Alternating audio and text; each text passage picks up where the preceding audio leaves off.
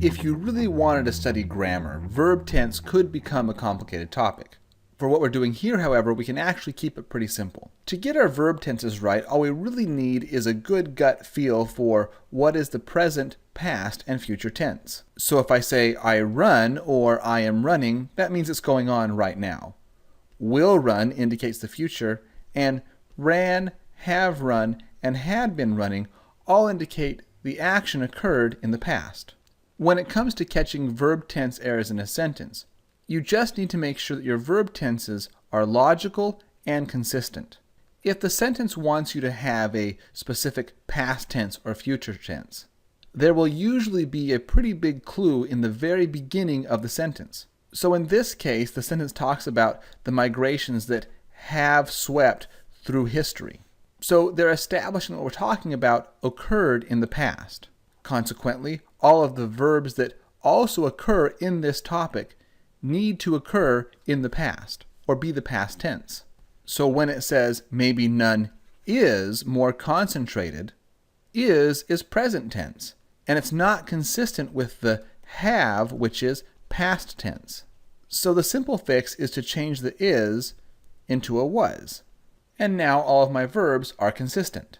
This sentence begins by talking about what Congress will try and do in the future. And what they're trying to change is the amount of grain farmers are allowed to grow. So we have this conflict. Will is about the future, and are is about the present. So it doesn't make sense that tomorrow they're going to pass regulations on what we could do today. We have to make sure that what they do in the future affects the future. So we simply change the are, which is present tense, to a future tense, something like will be. And now what they're doing in the future will affect the future. I said before that all we really have to be concerned about is whether something is past, present, or future tense. And for the most part, that's true. It doesn't get much more complicated than that. However, there is one exception, and it has to do with the helping verb had. When you have had as a helping verb, and a helping verb is a verb that comes immediately before another verb, so in this case, eating, the had and the had been is used to show that there were two actions that happened in sequential order and both happened in the past. Which means if you have had been as a helping verb, you have to make sure you have two verbs in that sentence.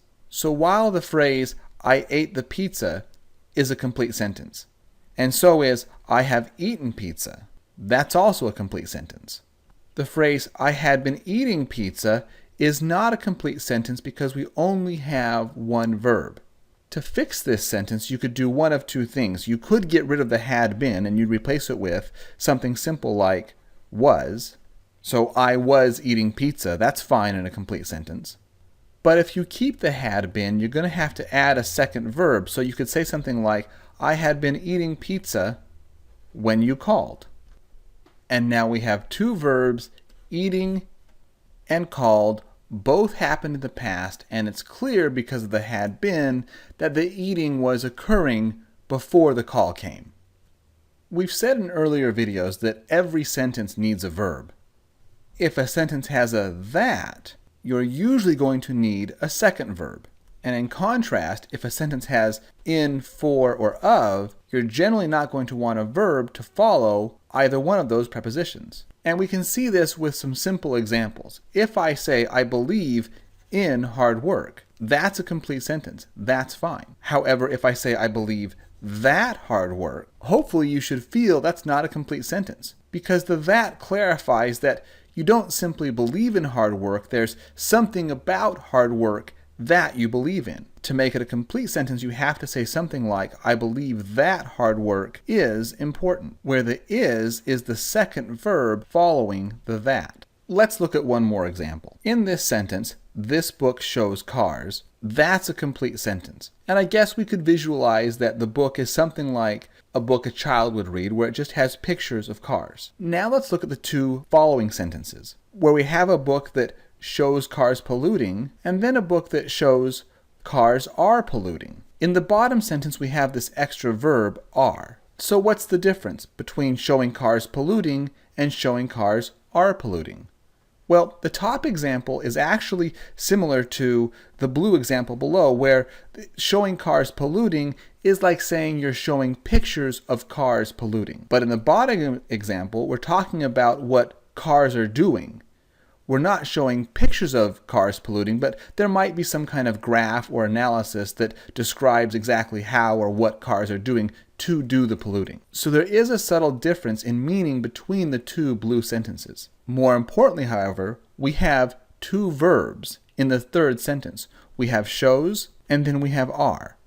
We have a verb doing a verb, and that's when you need to add a that. And the that is used to clarify that the book is just not showing pictures of cars polluting, but the book is showing an attribute or aspect about cars, and that happens to be that cars are polluting. Here's another example when you need a that because you have two verbs.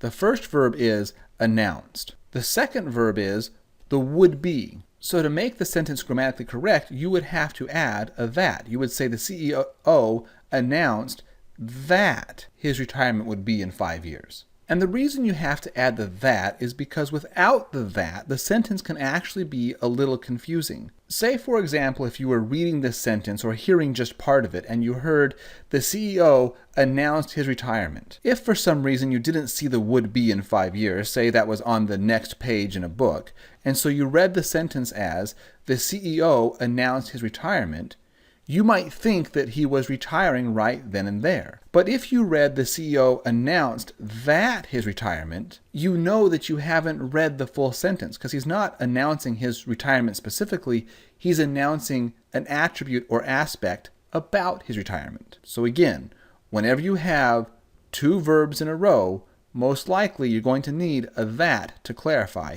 especially when you have a verb doing a verb. So in this case, when you have the announced, that's verb 1, and what he's announcing is the would be, the verb doing the verb, that's when you need a that.